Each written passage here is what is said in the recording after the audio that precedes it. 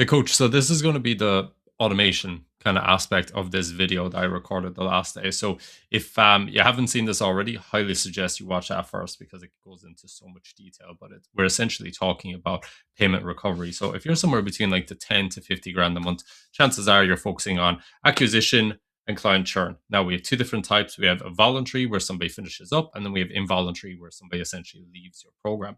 And then with that, like if we are gaining more clients and our revenue is stalling, it's because of a few things. And one of them is going to be this little trap that you're going into. So if you take on, let's say, 5 clients at 15 or at 500 a month, and then you had 2 clients leave, you'd still be expecting an extra 1500 a month. But when the numbers are flat and they're not adding up, it's likely because of this.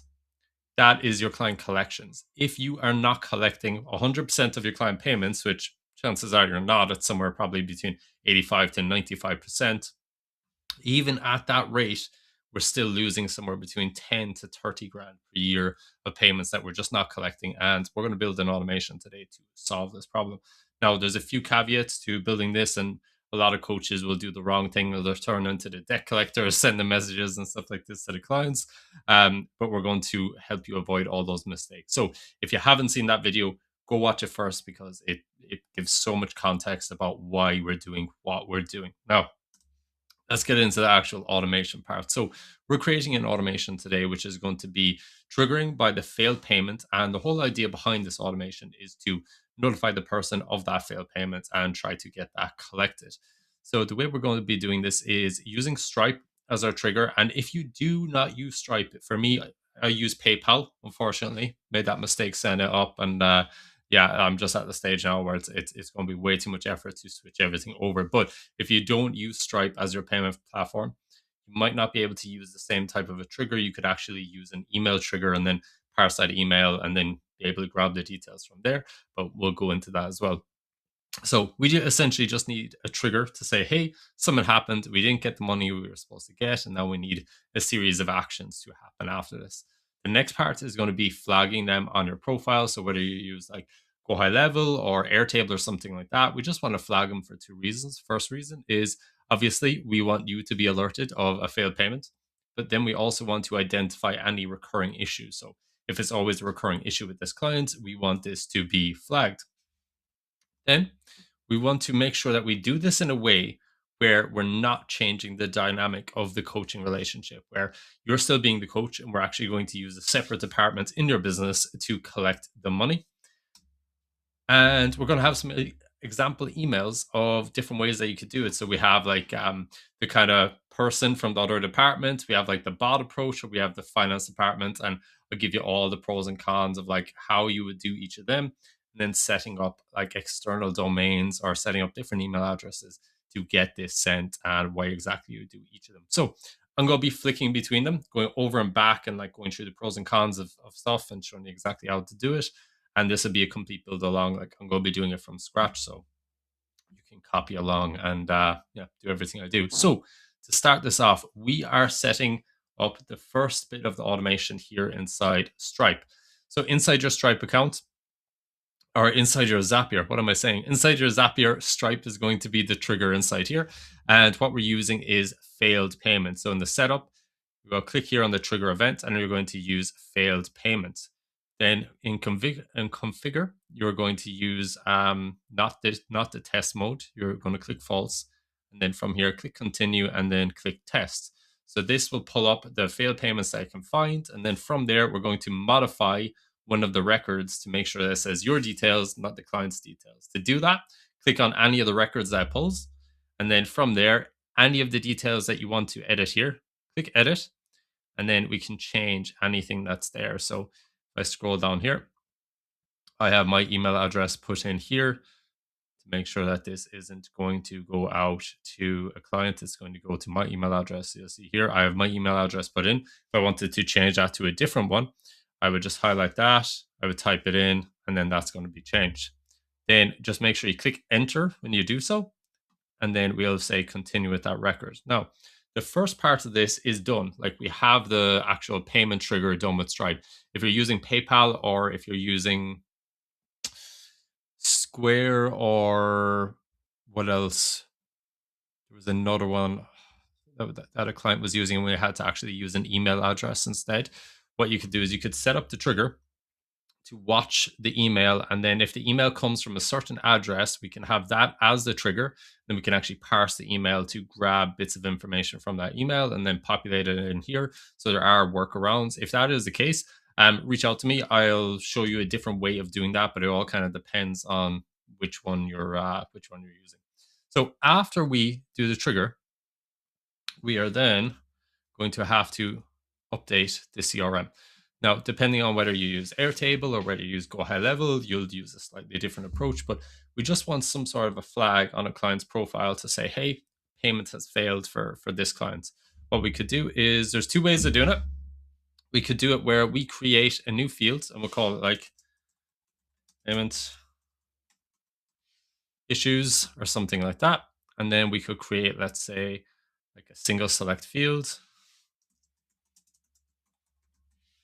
And then we'll create something like late payment. So it's kind of like a tag in Go High Level where you would be adding a tag to the person's profile.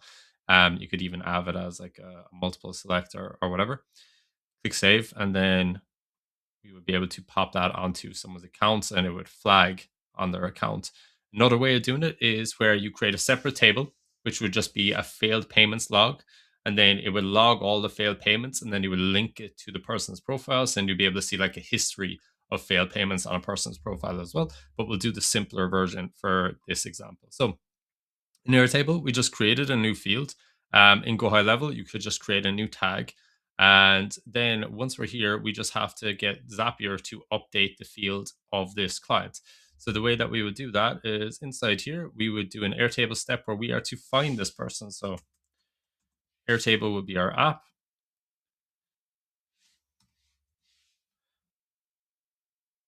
Wow. I think I need to shut it off and start again today. Okay, so what we're doing is we're trying to find the record here. So continue, and then we're choosing the base, we're choosing the table, client list, and then it's asking us what are we searching by. So we are going to search by email. And it asks us like what is the person's email. So we'll grab this from Stripe. So we'll do / here, and then we can scroll down, we can see all the data that we're gathering from here. But then if we just search the email, that was the email there. And then click continue. And then just before we click test step, I'm just going to make sure that that person has an email address inside here. So let me go here.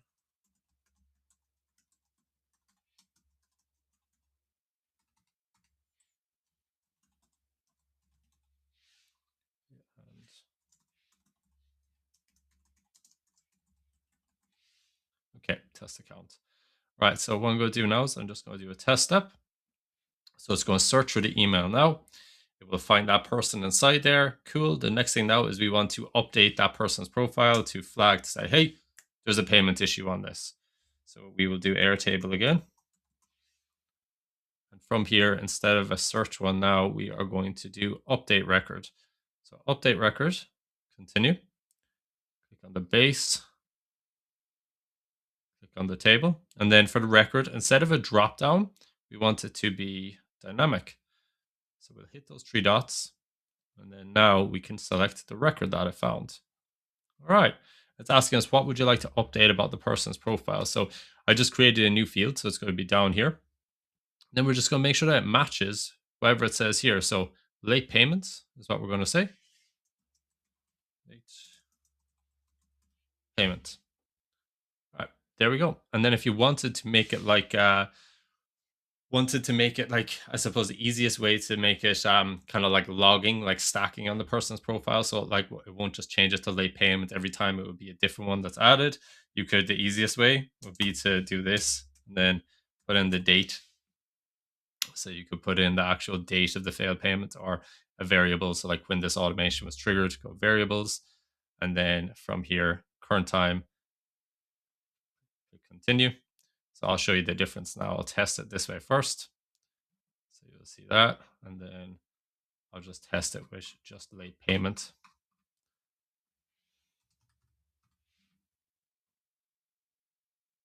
Retest. Okay. So that is there, sorted. So we can see that is added.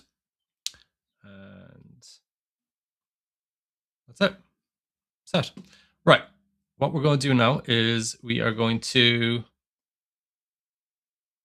add the next part. So that is their profile alerted. You might want to have you alerted at the same time, where we might want to, I suppose, I don't know, tag you in it or add it to like a notification board or something like that. There's a few different ways that you could do it. My personal favorite would be to set up a kind of flagging view so that we could say, we're going to create a new view and we're going to call it like payment issues.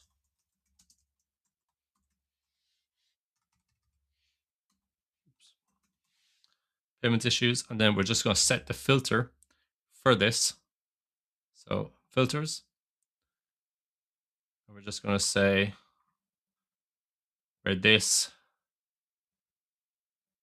is not empty. And you'll see here, payment issues at this guy here. We can see it flagging. Easiest way to set up a view, like minimum effort. You could have it where it notifies you via email and stuff like that once people enter this view. But I think like minimum effort, you'll have your VA or maybe yourself every now and again, just check this view. Right. Let's go on to the actual collection part. So this is a kind of more important part where you'll have to decide which is going to suit best for your business. And that is for making sure that like we don't want to, as you'll learn in another video, we don't want to change the kind of relationship that we have with the client. We want it to be the coaching relationship, and we don't necessarily want to go from coach to debt collector. We want to stay the coach and let the automation be the debt collector for us. And to do that, the best way to do it is like separate emails or departments to disconnect the payments from the actual coaching. So how we can do this is we have three ways. We have this is Sarah from accounts kind of approach. And this is kind of my favorite for businesses that are probably doing less than somewhere between like 80 to 100K a month, just depending on the client's amount. And what we're doing is like we're not necessarily kind of like trying to trick them or anything. It's just we're creating a position in the company. Sarah could be an AI bot. We're not saying she is a person or isn't, but what we're trying to do is just create that this is a position in the company that handles all of the accounts. And from there, like let's say if you hired somebody like a VA in the future, they just step into Sarah's shoes, like and do that job going forward. But we're just saying, hey, this is Sarah from accounts. Hope you're having a good week. We keep it nice and friendly because like 90% of failed payments will be because of like there was an issue with a card and it expired. They need to update it. It's not necessarily always where they like canceled the coaching or anything like that. So I wouldn't worry about it too much. I would come across friendly, and then here's an example of the email that you could use. And don't worry, you will get all of these inside the description below. So if you click the description, there's access to the school platform. You'll get all the resources inside there completely free. So this is an example of what you could use that email for. Literally take this and run with it, just customize it to your business, and then depending on what you want to put inside there. The second way that we could do it is like this is the kind of systems bot. This is one for if you are selling like a low ticket program at volume. I would probably take this approach where it's very much like it's just a payment bot collecting the payments. It's not actually me reaching out to you. I think it's a lot cleaner for that type of a coaching business. And then it could be something like this, like, hey, this is an automated notification regarding your subscription to whatever. We were unable to process your most recent payment. Please update all payment methods or like sort it whatever way you want to get it sorted. And then the last part is if you are a much bigger kind of coaching business where you're probably doing above the 80 to 100 grand a month, or you were a B2B offer where you're not necessarily coaching just the consumer, it's other businesses. I would go with like the finance department where it's a separate department inside the business that is sending this out a bit more formal. It's kind of like, please be advised that there was a payment issue with this invoice number, whatever the invoice was, and then give them a link to go sort it out immediately. So it's a bit more formal. It's a bit more kind of on the ball with it, a bit more, not as such pressuring, but it's a bit more direct with it. And yeah, I think it's more suited for kind of B2B clients or like high level executive coaching packages. I think it's just the cleanest way to do that. Now, regardless of whichever approach you're doing, we still need to set it up from a different email, because if we say, hey, it's Sarah from accounts and it's coming from your personal email, it's not Sarah from accounts. So we need to set it up that it matches whichever way that we choose to go forward. We can do that two different ways. So depending on which approach, either of these will be better. The simple, like bootstrap method, like get this done today, right now, set this up in 10 minutes, would be like setting up a standard new Gmail. That would be like your business dot billing at gmail.com. So you just put in a dot and then billing or finance or whatever it is. And then, we would be sending it more as like, oh, this is the accounts department inside the coaching business. The pros, it's free, it's instant. You don't have to mess around with any of the DNS settings to do it like a domain. The cons, it doesn't look as professional. And if you are sending this at mass, so if you do have a low ticket offer where it's going to be happening quite a lot, where payments will be bouncing and things, this might get flagged and land in spam. So that's not ideal. If you are like under that 80 to 100K a month selling the high ticket coaching, this will be absolutely fine. Manual sending from that email address would be fine, but also low volume, like Zapier runs. For example, like the thing we're building right now, if it's not going to be happening too often, that would be absolutely fine for this kind of thing. Just make sure we fill in neatly. Just make sure that it's not something absolutely ridiculous. Now, the pro version for I suppose, the B2B business, the one that is doing higher amount, the much larger business, or the one where there would be way more volume, that's where we're probably going to need another alias on your domain. So that would be like finance at your website. And the reason that we would do that is, first of all, it's like high trust, it reinforces the legitimacy of the actual business, but it also helps with the actual delivery. Like if we're going to be sending a lot more volume, it's much better for it to be coming from an actual domain.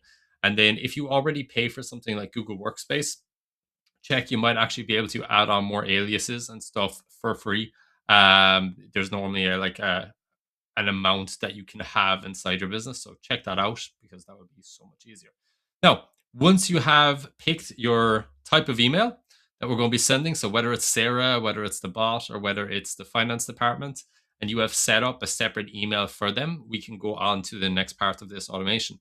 That is to actually contact the client. The way we'll do that is through these. So we could have it sending, let's say we'll use Gmail. So we'll have Gmail. We're going to send an email, and then it's going to ask us to sign in. So we're just going to sign in to that Gmail account that we're going to use. So for me, I'm going to, let's say, use my Systems or Coaches Gmail. Is where I want it to be sent from. Continue.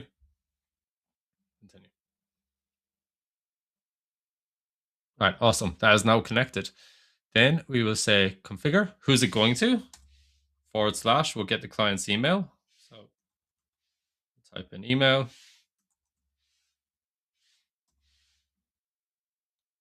Okay, and then do we want this to CC anybody? Possibly CC you, or BCC, up to you. And then where's it coming from? So this is going to be coming from this email. And then for me, I will say that this is, I don't know.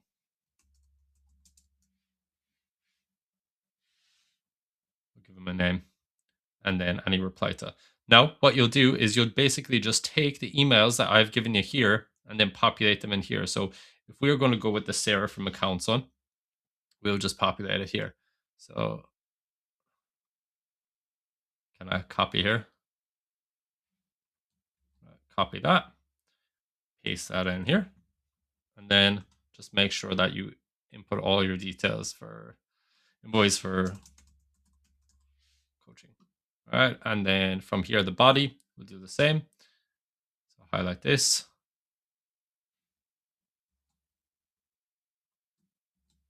From here. Now, if you're not getting the first name and last name from Stripe, Jesus, you can actually break it up. You can use a formatter to break up the first name and last name, or you could grab it from their actual profile itself. So if you wanted to input their first name here instead of their full name,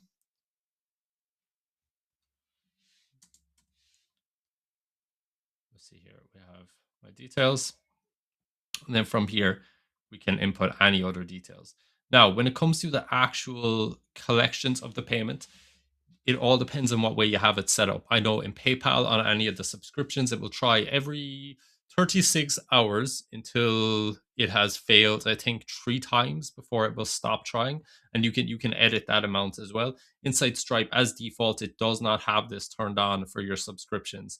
They have an AI one where there's no necessarily kind of time that it will retry. It will kind of do it when it best sees fit. But you can do a manual retry inside Stripe as well. And you can set it up where it's like amount of tries and the time limit that it will do that on the subscriptions or invoices as well. So it's up to you. I would use this email then to just notify the customer of it's going to try, for example, again in 36 hours. If you can, please have your card details updated before then. Or if you need to transfer funds, please do so as well. Something like that. The whole idea is that we're notifying them and it's not coming from you. And then from there, we know that like every payment that fails now gets notified before it tries to take the payment again, and it gets flagged on their profile. So then if it is a recurring issue, that's where you could then step in and be like, hey, Jack from accounts tells me that your payments has failed like 5 times there. Any chance you'd be able to update there? So it stops you having to jump in as that kind of debt collector straight away. It lets the automation take care of it for you. And then from there, you can only step in where it's actually needed.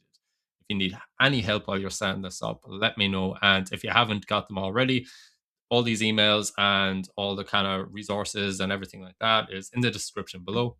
Click on there, you'll be able to get access for free. And yeah, it's all inside there. Any questions, let me know.